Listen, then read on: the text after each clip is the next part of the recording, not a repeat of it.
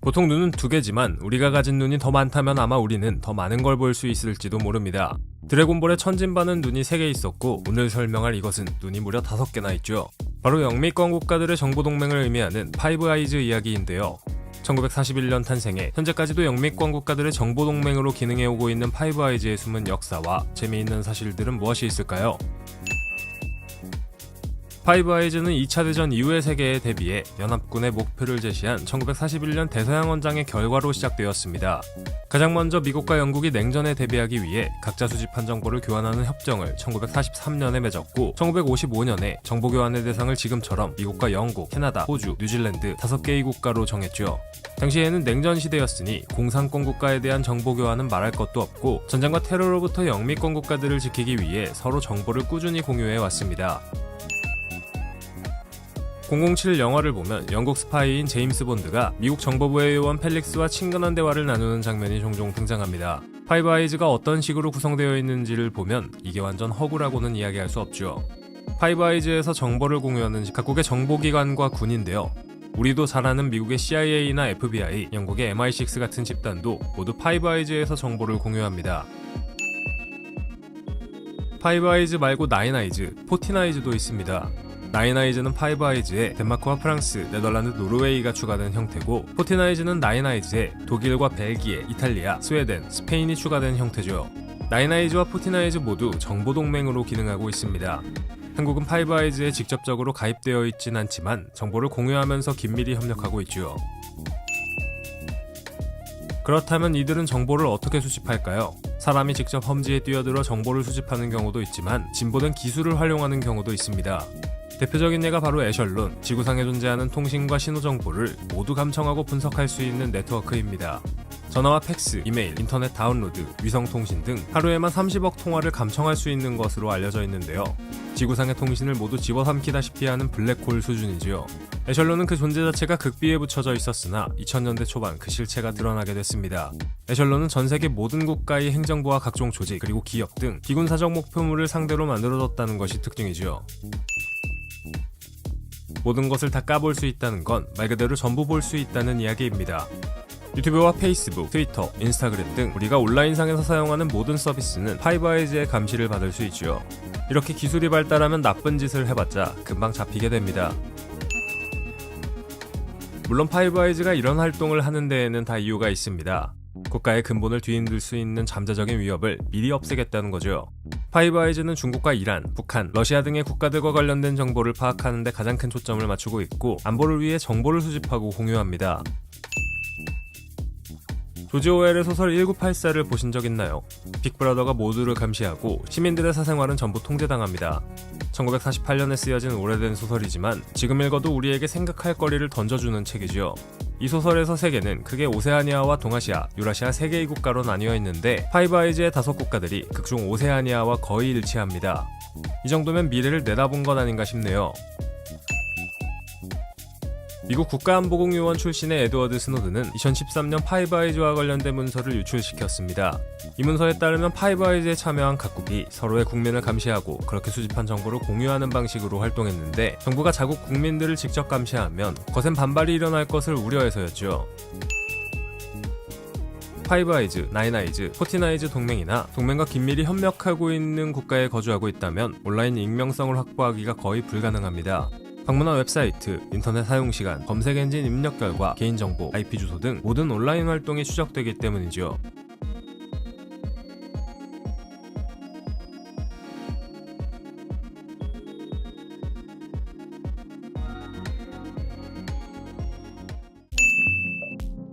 첩보 영화에서 빠지지 않고 등장하는 CIA, 미국의 정보기관으로 1947년 해리 트루먼 대통령이 사명한 국가보안법에 의해 창설되었습니다. 각종 정보 수집, 국가 안보 유지, 방첩 등의 문제를 해결하고 있는 명실상부 세계 최고의 정보기관 중 하나죠. 진행하는 작전들을 철저히 비밀로 하고 있기 때문에 모든 걸 알 수 없지만 지금까지 공개된 정보들만으로도 CIA가 얼마나 재미있는 집단인지 알 수 있습니다. 과연 어떤 역사와 재미있는 사실들이 숨어 있을까요? 일제강점기 조선의 독립운동과 관련된 역사를 배우다 보면 OSS라는 기관이 등장합니다. OSS는 당시 미국의 첩보기관이었는데 이 OSS가 이후에는 CIA로 바뀌게 됩니다. CIA가 창설되었을 초기 대부분의 요원들은 남자였고 여성 요원들은 거의 없었다고 하는데요. 하지만 요원들의 아내들도 첩보 작전의 일부로 종종 참여하곤 했죠. 한마디로 남성 요원들의 와이프도 스파이였다는 겁니다. 보통은 요원들이 본인의 정체를 드러내지 않기 위해서 약속 장소에 아내를 대신 보내곤 하는 방식이었다고 하네요. CIA의 정식 명칭은 센트럴 인텔리전스 에이전시, 즉 중앙정보국입니다. 간혹 영화에서 CIA 본부를 랭리나 버지니아로 칭하는 대사를 들을 수 있는데 이는 CIA 본부가 미국 버지니아주 랭리에 위치하고 있기 때문입니다. CIA의 국장은 DCI, 즉 중앙정보국장이라는 직책도 겸하고 있는데 미국에 존재하는 15개의 정보기관들을 모두 통합해 지휘하는 역할을 맡고 있습니다. CIA에서 몇 명이 일하는지 무슨 일을 하는지는 철저한 비밀입니다. 영화에서 보는 것처럼 정보 분석이나 수집, 방첩 등의 다양한 업무를 진행하지만 구체적으로 무슨 일을 하며 현재 어디에서 일하는지는 알려져 있지 않죠. 이를 알 수 있는 게 바로 추모의 벽입니다. 버지니아 랭리의 CIA 본부 현관에는 별이 새겨져 있는 조형물이 있습니다. 이는 작전 수행 중에 사망한 요원들을 기리는 징표죠. 요원의 이름도 적혀 있지 않은 이 현판이 그들이 얼마나 비밀스럽게 일하는지를 보여주는 대표적인 사례라고 할 수 있겠습니다. 그렇다고 해서 CIA에서 근무하는 직원들이 먹지도 자지도 못하고 근무하는 건 아닙니다. 밥도 먹고 심지어 내부에 스타벅스도 있어 커피도 마실 수 있죠. 다른 스타벅스와 메뉴도 같으며 심지어 미국 내에서 가장 장사가 잘 되는 지점 중 하나라고 하는데요. 단 CIA 본부 내의 스타벅스에서 사람들이 하면 안 되는 행동이 하나 있다고 하는데 바로 다른 사람의 이름을 부르는 겁니다. CIA 요원들은 커피를 주문할 때 익명으로 주문하며 스타벅스의 바리스타도 주문한 사람의 이름을 부르지 않는 게 불문율이라고 하네요. CIA를 포함한 세계 각국의 정보기관 요원들은 다양한 방식으로 정보를 수집합니다. 사람이 직접 정보를 수집해오는 걸 보통 휴민트라고 하며 인공위성이나 첨단 장비를 통해 정보를 수집하는 경우 테킨트라고 하죠. 이러한 정보 수집 방식 중에 피진트라는 것도 있는데 바로 피자 인텔리전스입니다. 피자가 정보를 수집해오냐고요? 반은 맞는 말입니다. CIA 본부로 피자 배달이 많아질 경우 요원들이 일에 매달려 집에도 못 가고 있다는 것이므로 이를 통해 어떤 사건이 일어났다는 걸 짐작할 수 있어 피진트라는 말이 생긴 것이죠.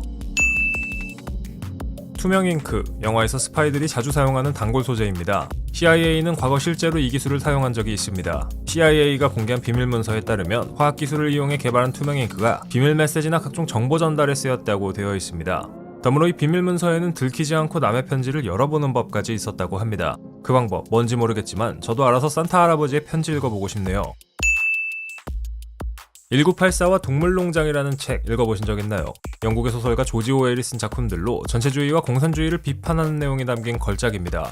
이 중 동물농장은 영화로도 만들어졌는데 당시 CIA는 영화 동물농장의 판권을 사들였습니다. 사실 이는 고도의 프로파간다, 즉 선전 전략이었는데요.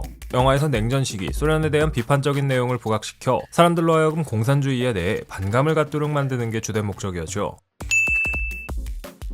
영화에서 스파이들이 적에게 붙잡히면 정보가 새나가지 않도록 알약을 먹고 죽는 장면 많이 보셨을 겁니다. 실제로 CIA는 이런 것들도 준비해두고 있었다고 합니다. 대부분의 요원에게 이는 엄청난 심리적 부담이기 때문에 자주 사용되지는 않았지만 실제로 사용된 적이 있다고 하네요. 보통은 펜 속에 약을 숨겨놓고 있다가 위급 상황에 사용하는 방식이었다고 합니다.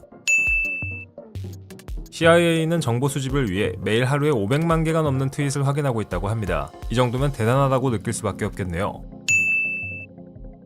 정확한 정보를 수집해 국가 운영에 도움이 되도록 해야 하는 CIA의 특성상 다양한 방법으로 정보를 수집하고 선별하는 게 필요합니다. 재미있게도 CIA는 과거 정보 수집을 위해 고양이를 스파이로 활용하려고 했던 적도 있습니다. 1967년 CIA는 소위 어쿠스티키티라는 프로젝트에 2천만 달러를 썼는데 이는 소청 장치를 고양이에게 매달아 러시아 대사관에 보내는 프로젝트였죠. 하지만 거금을 썼음에도 불구하고 작전은 실패로 끝났습니다. 고양이도 스파이가 되는 세상이라니 고양이가 저보다 나은 것 같네요. CIA는 2000년대 공작의 일환으로 아프가니스탄 부족의 리더에게 뇌물을 주기도 했습니다. 그 뇌물은 바로 비아그라였습니다. 세계 최강의 정보기관이긴 하지만 CIA가 항상 일을 잘하는 건 아닙니다. 2003년 당시 독일 시민이었던 칼리드 엘 마스리는 CIA에게 납치당해 두들겨 맞고 고문당했습니다. 요인 납치도 보통 정보기관의 업무에 포함되어 있으니 여기까지는 그럴만하다고 생각할 수 있습니다. 하지만 CIA가 실수로 완전히 다른 사람을 납치한 게 드러났고 결국 칼리드 엘 마스리는 억울하게 두들겨 맞은 꼴이 되었죠.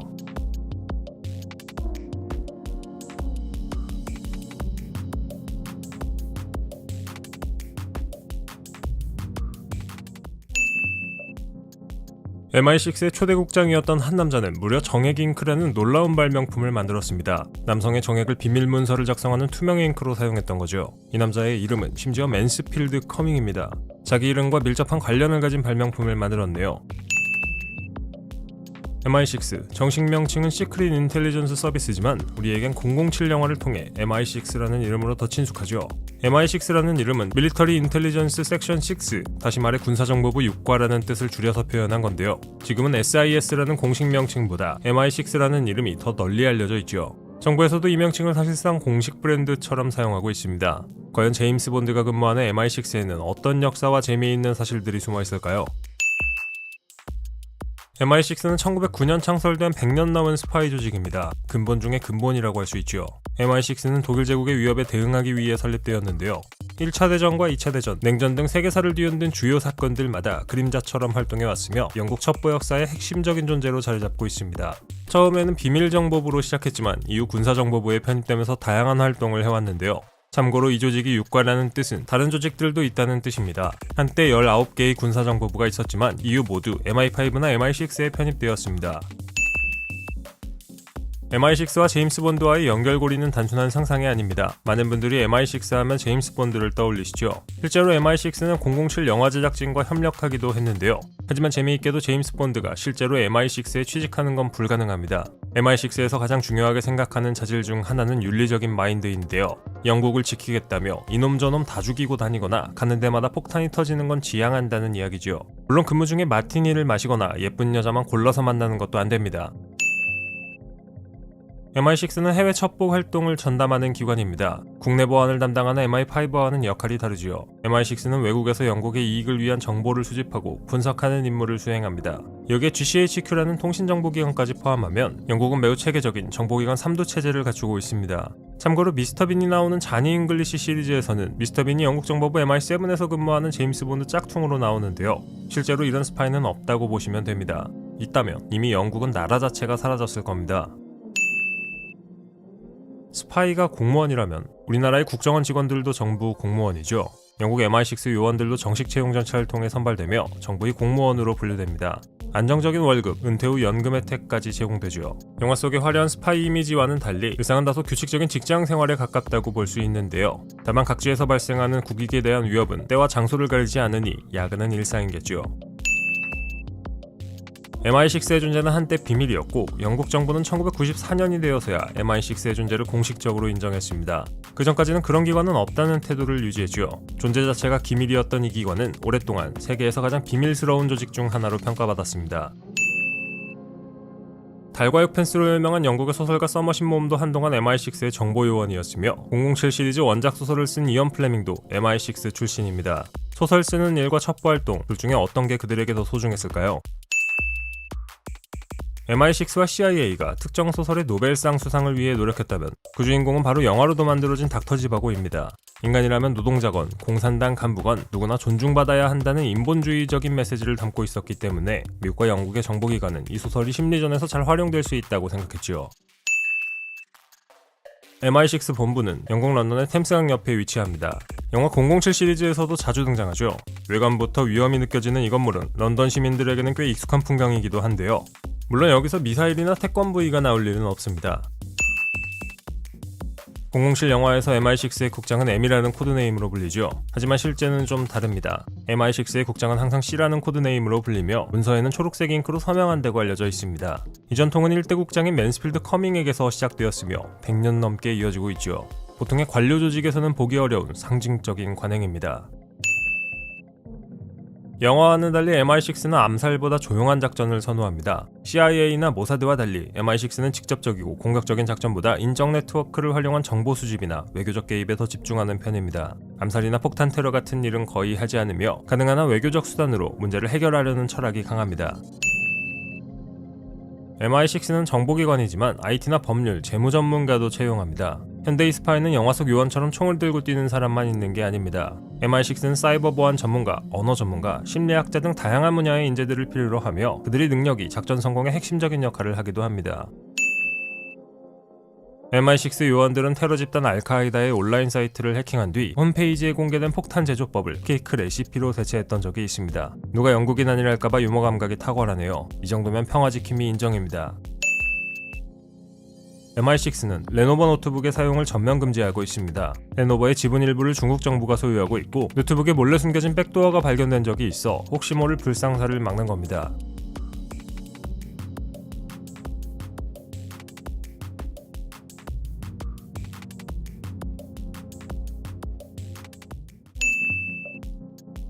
유대인이 국가의 주 구성원인 이스라엘은 나치의 홀로코스트를 잊지 않았습니다. 2차 대전이 끝난 이후 모사드는 세계 각지에 숨은 나치를 찾아내 암살하고 고문하는 일을 해왔습니다. 미국 대통령 암살도 모사드에겐 별 문제 아니라고 할 정도니 숨어있는 나치 부역자를 찾는 일은 어려운 일이 아니었을 겁니다.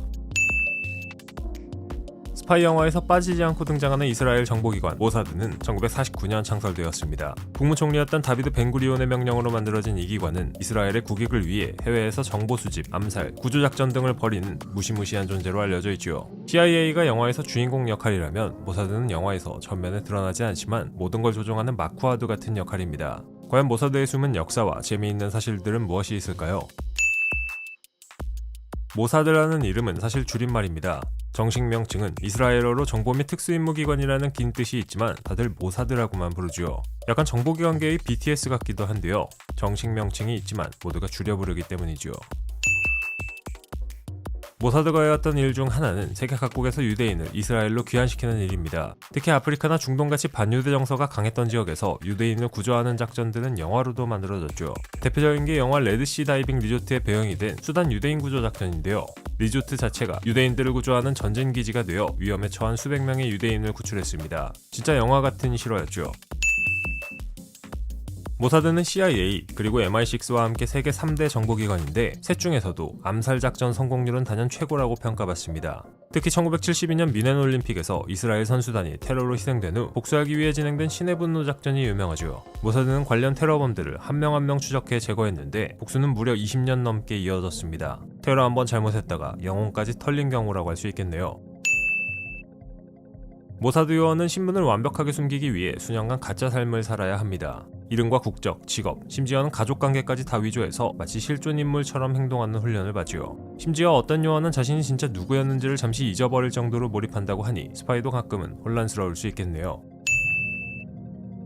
모사드의 1년 예산은 100억 달러로 세계 정보기관 중 미국 CIA에 이어 세계에서 두 번째로 큰 규모입니다. 직원도 7,000명 정도 규모인데요. 이런 애들을 적으로 두는 건 좀 위험할 것 같으니 친하게 지내야겠죠. 모사드는 자국의 이익에 반하는 이란 핵과학자 암살 작전을 벌인 적이 있습니다. 2010년대에 일어난 이 사건은 영화보다 더 영화 같았었죠. 드론과 원격 기관총 시스템을 이용해 도심 한복판에서 정확하게 암살을 실행했고 심지어 요원 한 명도 직접 현장에 가지 않았습니다. 딸깍 하나로 임무를 처리할 수 있는 시대가 온 거죠. 뿐만 아니라 최근에는 AI 폭탄을 사용해 원거리에서 암살을 하는 경우도 있으니 무서운 세상입니다. 모사드에는 전통적으로 여성 요원이 많기로도 유명합니다. 특히 타겟을 유혹해 정보를 빼내는 작전에는 여성 요원이 자주 투입됐죠. 이스라엘 내부에서는 여성 요원이 더 프로페셔널하고 임무 수행률이 높다는 평가도 있는데요. 실제로 모사드 여성 요원 중 몇몇은 적국 고위층과 연인이 되어 정보를 캐낸 사례도 있죠. 하지만 그럼에도 지금까지 여성이 모사드에서 올라갈 수 있는 최고의 위치는 1등인 국장 다음에 부국장 자리였다고 합니다. 시간이 더 흐르면 여성 국장도 나올 수 있겠죠. 모사드의 리크루팅은 무서울 정도로 조용합니다. 어떤 사람은 자신도 모르게 모사드에 관심 인물로 분류되어 있다가 갑자기 면접 연락을 받기도 하죠. 지원 사이트가 있지만 진짜 핵심 인재는 길거리에서 직접 스카우트 되는 경우도 있습니다. 시간 되시면 커피 한잔 하자는 멘트가 알고 보면 채용 시그널일 수도 있겠습니다. 모사드는 아랍어 뉴스 사이트를 매일 수천 개씩 모니터링합니다. 농담이 아니라 실제 보고된 사실이죠. 특히 SNS 활동까지 포함하면 하루에 수십만 개의 게시물을 분석한다고 하는데요. 사람이 직접 분석하려면 눈 빠질 것 같네요. 모사드는 과거 아돌프 아이히만 체포작전으로도 유명세를 얻었습니다. 2차 대전 당시 유대인 학살을 지휘했던 나치의 고위 간부 아이히만을 1960년 아르헨티나에서 체포해 이스라엘로 몰래 데려온 사건이죠. 이 작전은 세계 첩보 역사상 가장 완벽한 납치 작전으로 불리는데요. 덕분에 아이히만은 자신이 저지른 범죄에 대해 대가를 치를 수 있었습니다. 모사드는 사이버 보안 분야에서도 세계 최고 수준입니다. 특히 이란의 핵 개발을 저지하기 위해 만든 스톡스넷 바이러스는 미국과 이스라엘이 함께 개발한 것으로 핵폭탄을 만드는 데 사용되는 원심 분리기를 파괴하는 데 사용되었습니다. 디지털 스파이 전쟁의 서막을 연 셈이죠. 이렇게 다양한 공작들을 통해 이스라엘의 국익을 앞장서서 지켜온 모사드. 앞으로도 모사드는 계속 세계 최고 수준의 정보기관으로 인정받으며 우리에게 알려지지 않은 공작들을 펼치게 될 것 같네요.